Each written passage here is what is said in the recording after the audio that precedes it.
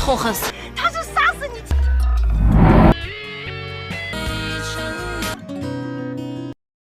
Welcome back rockers. दोस्तों आज हम स्वीट कॉम्बैट का 24th पार्ट देखेंगे। अगर आपने पिछले के 23 एपिसोड्स नहीं देखे हैं तो पहले उनको जाकर देखिए, फिर इस सीरीज का आनंद उठाइए। तो दोस्तों पिछले पार्ट में हमने देखा कि हुडी ने मिंग टैन को किडनैप कर लिया था क्योंकि वो फेंग्यू के साथ फाइट करना चाहता था।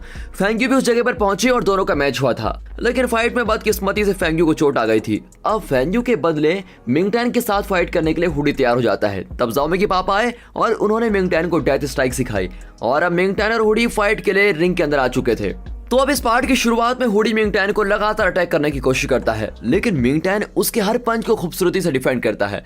फिर मिंग टैन डेथ स्ट्राइक का पहला वार करने वाला होता है। अब हुडी उसके किसी भी मूवमेंट को गैस नहीं कर पाता। मिंग टैन के मूवमेंट्स इतने फास्ट होते हैं कि हुडी को अपना अगला स्टेप सोचने का टाइम ही नहीं मिलता और इस वजह से वो बहुत ही जल्द एकदम थक जाता है। इस मौके का फायदा उठाकर मिंग टैन डेथ स्ट्राइक का फाइनल स्टेप यानी उसकी छाती पर फुल फोर्स के साथ अपना पावरफुल पंच उतारने वाला होता है, लेकिन वह एंड वक्त पर खुद को कंट्रोल कर लेता है और अपने पंच को रोक लेता है।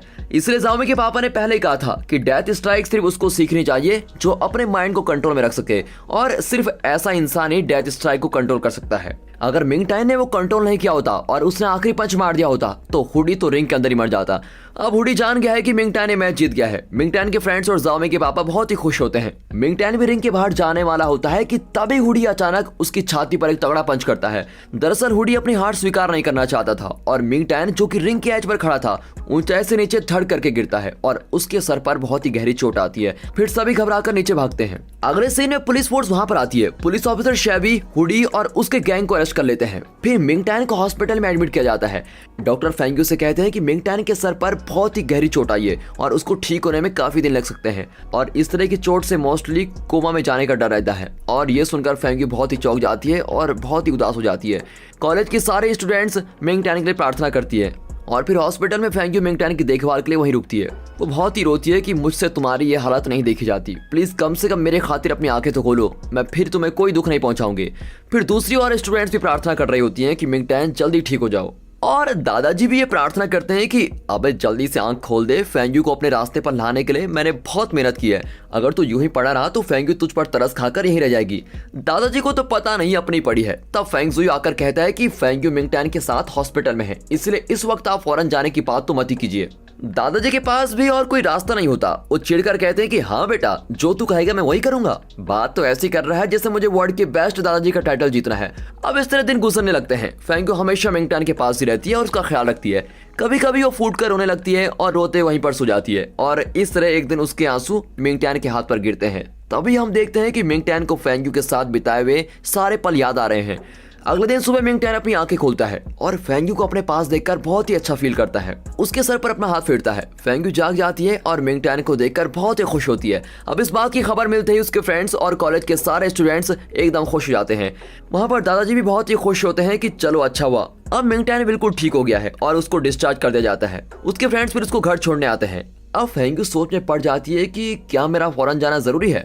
उसके बर्ताव से दादाजी को भी शक हो जाता है कि अब ये फौरन नहीं जाना चाहती, इसलिए वो भी फेंग्यू से मिलते हैं और उसे अंकल जी के बारे में याद दिलाते हैं। वो भी जानबूझकर। वो हर पल फेंग्यू को कन्विंस करने की कोशिश करते हैं कि उसका फौरन जाना सबके लिए अच्छा होगा। अब इस सिचुएशन में मिंग टैन और फेंग्यू अंकल जी की कब्र पर जाने का फैसला करते हैं और ये बात दादाजी को पता चल जाती है। फिर वो अपना अगला प्लान बनाते हैं। उसके बाद वो अंकल जी की पत्नी को कॉल करते हैं। अब ये दोनों अंकल जी की कब्र पर पहुंचते हैं तो मिंग टैन वहां अपने दिल की बात कहता है कि प्लीज मेरे पापा को माफ कर दीजिए, उन्होंने अनजाने में गलती कर दी है, उनकी गलती की सजा मैं और फेंग्यू भुगत रहे हैं, प्लीज हमें माफ कर दीजिए, मैं फेंग्यू को कभी खोना नहीं चाहता, आप हमें आशीर्वाद दीजिए कि हम हमेशा साथ रहें। अब इस तरह वो प्रार्थना करता है। उसकी प्रार्थना सुनकर फेंग्यू कुछ नहीं कहती और वहां से जाने लगती है।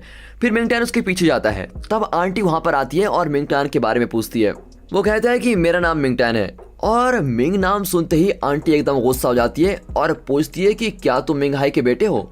इसी बीच फेंग्यू मिंग टैन को वहां से दूर ले जाने की कोशिश करती है, लेकिन मिंग टैन कहता है कि मैं खुद इनको फेस करना चाहता हूं और इनसे माफी मांगना चाहता हूं। आंटी, मेरे पापा की गलती के लिए मैं आपसे माफी मांगना चाहता हूं। लेकिन आंटी अपनी एक्टिंग जारी रखती है और कहती है तुम्हारे पापा ने जानबूझकर मेरे पति को मार डाला, तुम्हारे पापा की वजह से ही आज मैं और मेरा बेटा इस कदर जी रहे हैं और हमें गरीबी में दिन गुजारने पड़ रहे हैं। अपने पति के खूनी को मैं कैसे माफ कर दूं? उसके बेटे को भी मैं कभी माफ नहीं करूंगी। अब आंटी फेंग्यू से कहती है कि तुम एक कातिल के बेटे के साथ घूम रही हो। इसके पापा ने तुम्हारे प्यारे अंकल जी का खून किया है और मेरे पति तुमको अपनी बेटी की तरह प्यार करते थे और तुम उसका ये बदला चुका रही हो। इस तरह जले पे नमक छिड़कर आंटी चली जाती है। अब कुछ दूर जाकर वो दादाजी को कॉल करती है और कहती है कि आपका काम हो गया, मेरी पेमेंट अकाउंट में क्रेडिट कर दीजिए। वाह, ये अच्छी नौकरी ढूंढ ली आंटी ने, जब पैसे का मन करे तो बस इनका काम कर लो। दादाजी कॉल कट करके उसके अकाउंट में पैसे डाल देते हैं और सोचते हैं कि मुझे अपनी फेंग्यू की भलाई के लिए ये सब करना पड़ रहा है। यहाँ मिंगटैन फेंग्यू से पूछता है कि वो मुझे खूनी का बेटा क्यों कह रही थी। अगर तुम जानती हो कि उस दिन असल में क्या हुआ था तो प्लीज मुझको सच से बता दो। मेरे पापा किसी का खून नहीं कर सकते, पर मुझे लगता है कि तुम कोई सच मुझसे छुपा रही हो, इसलिए तुम फाइनल्स के दिन भी नहीं आई थी। अब उसकी जिद के आगे फेंग्यू को सब कुछ बताना पड़ता है। दरअसल तुम्हारे पापा ने मैच से एक दिन पहले कुछ गुंडों को मेरे अंकल जी के पास भेजा। उन गुंडों ने उन्हें खूब मारा और अगले दिन मैच में तुम्हारे पापा ने अंकल जी को उन्हीं जगहों पर अटैक किया जहां उनको पहले दिन चोट आई थी और ऐसा कर कर उन्होंने मेरे अंकल जी का खून कर दिया। मैं तुमको ये सब नहीं बताना चाहती थी क्योंकि मैं तुम्हारे दुख को नहीं देख सकती। अब ये सब सुनकर मिंगटैन एकदम सुन हो जाता है। उसे विश्वास ही नहीं होता कि उसके पापा ने ऐसा किया होगा। वो फेंग्यू से कुछ नहीं कहता, फेंग्यू भी उससे कुछ नहीं कह पाती, लेकिन वो मिंगटैन को घर छोड़कर चली जाती है। अब अंदर जाकर वो सबसे पहले अपने पापा की फोटो तोड़ देता है। फिर वो रोने लगता है कि इतने सालों से मैं यही मान रहा था कि गलती से आपके हाथों वो बॉक्सर मर गया, लेकिन मैंने सोचा भी नहीं था कि आप इस तरह प्लान करके खून कर सकते हैं। दूसरी ओर फेंग्यू भी मिंगटैन के लिए बहुत ही दुखी होती है। अब मिंगटैन सोचता है कि अगर फेंग्यू अपने अंकल जी के खूनी के बेटे के साथ रही तो वो कभी खुश नहीं रह पाएगी, इसलिए यही अच्छा होगा कि मैं उसको भूल जाऊं और उसकी लाइफ उसको खुशी जीने दूं। यहाँ फेंग्यू को भी बहुत ही बुरा लगता है कि मिंगटैन सच जान गया है, अब वो मेरे साथ कभी खुश नहीं रह पाएगा, इसीलिए मेरा यहाँ से चले जाना ही हम दोनों के लिए अच्छा रहेगा। ये सोचकर वो दादाजी से कहती है कि मेरे फौरन जाने का टिकट कंफर्म कर दो, मैं कल ही यहाँ से चले जाऊंगी। अब इस तरह फेंग्यू चौंक जाता है, लेकिन दादाजी बड़े खुश होते हैं। आहा, मजा आ गया। अब फेंग्यू अपनी चीजें पैक कर रही होती है, तब फेंग्यू वहां पर आता है और कहता है तुम एक नई जिंदगी शुरू करने जा रही हो, जब तुम लौटोगी तो एक नई फेंग्यू बनकर लौटना और हमेशा खुश रहना। इस पर फेंग्यू कहती है कि मेरे जाने के बाद तुम्हें ही मिंगटैन का ख्याल रखना होगा। वो तुमसे कभी मदद नहीं मांगेगा, लेकिन फिर भी तुम उसके घर जाकर उसकी हर तरह से मदद करना। उसके भाई बहन को तुम अपने भाई बहन की तरह ट्रीट करना। और इस तरह वो बहुत ही इमोशनल होकर कह रही होती है। फेंग्यू कहता है कि दीदी तुम खुद को धोखा क्यों दे रही हो, मुझे पता है कि अब भी तुम्हारे दिल में मिंगटैन है, इसलिए तुम्हें उसकी इतनी फिक्र हो रही है, फिर भी तुम फौरन जाने की जिद क्यों कर रही हो। फेंग्यू कहती है कि वो सब तुम नहीं समझोगे, लेकिन इस वक्त मुझको जाना ही होगा। अब फेंग्यू कहता है कि ठीक है, तुम्हारी जो मर्जी करो, पर इस बात का ध्यान रखना कि जब तुम वापस आओगी तो तुम्हारे मन में किसी चीज का कंफ्यूजन नहीं होना चाहिए, तुम जहां भी जाओ हमेशा खुश रहो।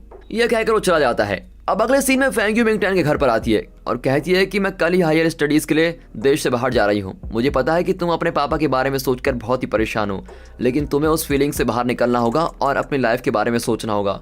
मिंगटैन कहता है कि तुम ठीक कहती हो, मैं अपना माइंड चेंज करने की कोशिश जरूर करूंगा। अब आगे दिखाते हैं तो उस रात फेंग्यू अपने फ्रेंड्स को एक छोटी सी पार्टी देती है। वे सब फेंग्यू को विदा करने के लिए एक एक करके फेयरवेल स्पीच देते हैं और आखिर में मिंगटैन कहता है कि तुम यहाँ की सारी दुख भरी बातों को भूलकर वहाँ हमेशा खुश रहना। इस डिनर पार्टी के बाद मिंगटैन और फेंग्यू घर जा रहे होते हैं और रास्ते में दोनों एक जगह रुक जाते हैं। दरअसल ये वही आइसक्रीम शॉप है जहाँ इन दोनों ने अपना लव प्रपोज किया था। मिंगटैन कहता है कि हम दोनों इस जगह को कभी नहीं भूल सकते, है ना फेंग्यू। अब म्यूजिक बजता है और दिन का एक छोटा फ्लैशबैक दिखाया जाता है। अब मिंगटैन वही बातें करता है जो उसने उस दिन कही थी, फेंग्यू भी वही बातें करती है जो उसने मिंगटैन से कही थी। फिर दोनों एक दूसरे को बहुत देर देखने लगते हैं। फेंग्यू कहती है कि अगर हमें पता होता कि हम दोनों इस तरह अलग होने वाले हैं तो शायद हम कभी प्रपोज ही नहीं करते, है ना। इस पर मिंगटैन भी कहता है कि अगर मुझे पता होता कि हमें अलग होना पड़ेगा तो भी मैं सिर्फ तुमसे ही प्यार करता। और ये बात फेंग्यू ने बिल्कुल भी एक्सपेक्ट नहीं की थी। फिर ये दोनों लास्ट टाइम गले मिलते हैं। अब अगले दिन फेंग्यू तैयार होकर दादाजी से मिलती है और कहती है कि आपने मेरे लिए बहुत ही कुछ किया है, आपने हम दोनों को मम्मी पापा की कमी कभी भी महसूस नहीं होने दी।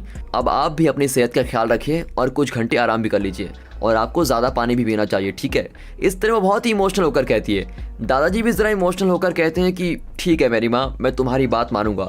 फिर फेंग्यू उनको बाय कहकर चली जाती है। यहाँ मिंगटैन कॉलेज में होता है और तब ऊपर से एक फ्लाइट जाती है। वो सोच रहा होता है कि इस वक्त फेंग्यू उस फ्लाइट में जा रही होगी और मन ही मन ये कहता है कि तुम मेरी फिक्र मत करना, मैं अपना ख्याल रखूंगा और हमेशा खुश रहने की कोशिश करूंगा। और दोस्तों इसी के साथ ये पार्ट यहाँ पर खत्म होता है। दोस्तों इस सीरीज का फाइनल पार्ट हम कल देखेंगे। क्या ये दोनों फिर मिले या हमेशा के लिए अलग हो गए और इनके फ्रेंड्स का क्या हुआ, इन सारे सवालों का जवाब हमें कल ही मिलेगा।